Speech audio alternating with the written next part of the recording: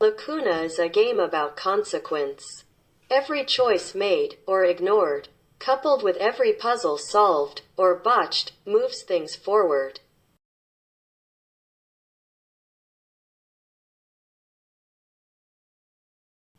It's an easy game to play in that there's never really a question of what to do. Rather, the challenge comes in doing things correctly to achieve the desired outcome. Through a combination of detailed puzzles, excellent writing, and branching pathways. This stylish noir-themed pixel art side-scroller manages to instill a sense of both accomplishment and defeat at times, each of them pulling you further into its fascinating jazzpunk drama. The main story takes place on the planet Ghara in the city of Louville. Ghara is an Earth-like world in a colonized solar system made up of several other habitable planets.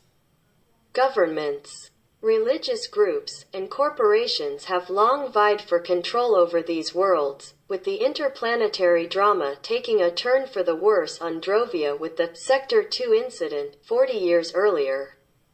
In a brief flashback segment, players assume the role of a teenage girl named Mira, who has just landed on the planet with her parents. Shortly after getting settled into her underground living quarters, hell breaks loose in the colony and the civilians are directed into an emergency shelter, if they can make it there in time. This opening section teaches some of the basic gameplay mechanics and serves as an introduction to the universe, but also has profound impacts on the story to follow, depending on your actions.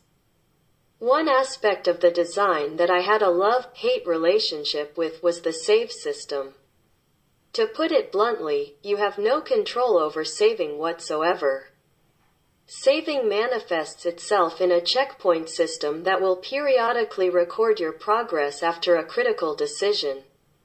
Due to the inability to manage saves in Lacuna, you are completely locked out from exploring other narrative paths in a single playthrough.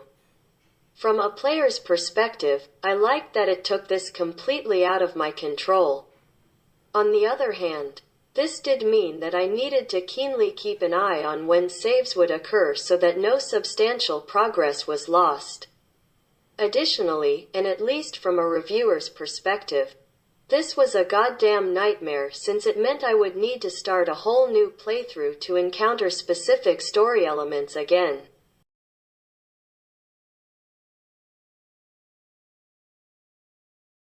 Like I mentioned earlier, I genuinely adored the noir-inspired presentation and gritty story.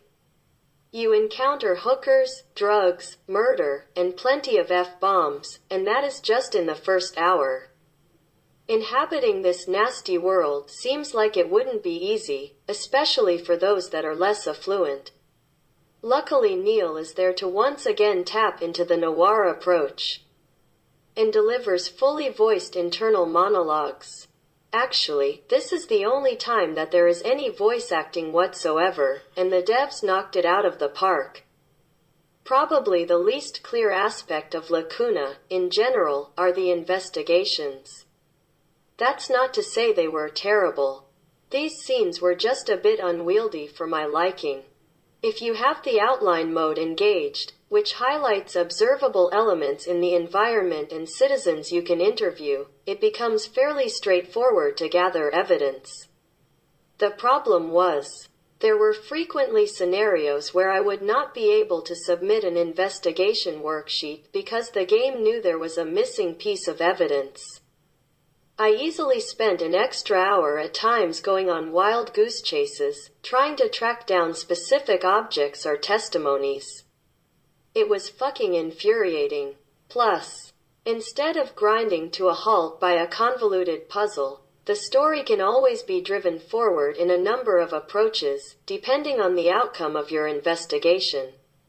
As a detective, you must help Neil draw crucial connections from the details he uncovers and look out for things that don't add up. Doing so means making use of the ultimate detection tool, the cell. This nifty device stores clues, conversations, and other useful information that could impact the investigation. Once you've made a conclusion about a case, You must submit a report or sheet to the CDI detailing your findings. One small detail could mean the difference between cracking the case wide open and letting a dangerous criminal escape scot-free. This approach is wonderfully slick and streamlined and genuinely replicates the experience of conducting complex detective work. So, what's the catch? There's only one minor drawback. Without stepping into spoiler territory, it becomes apparent later that a certain character is heavily involved with the unfurling narrative. But the nature of that involvement is somewhat glossed over and referenced only briefly in one segment. This could have been explored in a lot more detail, given the depth of their involvement. Even being a whole new case in itself. At 4.5 hours long, despite the replay value in exploring different choices, you're left wanting a little more. An extra case would satiate that craving just nicely. It's rare that a game fully explores the weight of choice and consequence, but it's even rarer that a debut game does it so well. Lacuna is that game. An intricately crafted, perfectly paced and engrossing experience that places the story front and center. Players will be on the edge of their seats, poring over every detail and, quite literally, reflecting on the choices that led them there. The twists the story can turn on are determined by sheets that you submit to your superiors periodically, with clues picked up from your detective work, news reports, emails, and more.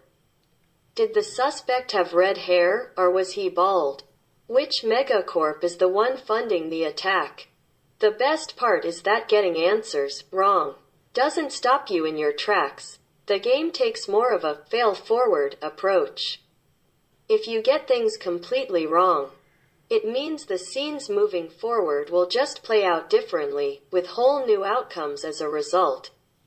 There are 8 different endings based on your choices, and no matter what path you take, there's always going to be that doubt in your mind if things could have worked out better if you'd made different choices. The game also autosaves, so no going back for do-overs. It feels like there are only so many ways pixel art can look new and impressive, but then another game will come along and throw something awe-inspiring at you. You can run everywhere without penalty in Lacuna, but Conrad walks by default, and every time the camera zoomed out to reveal a bustling cityscape metropolis full of life. I couldn't help but drink it all in with a slow walk across the promenade.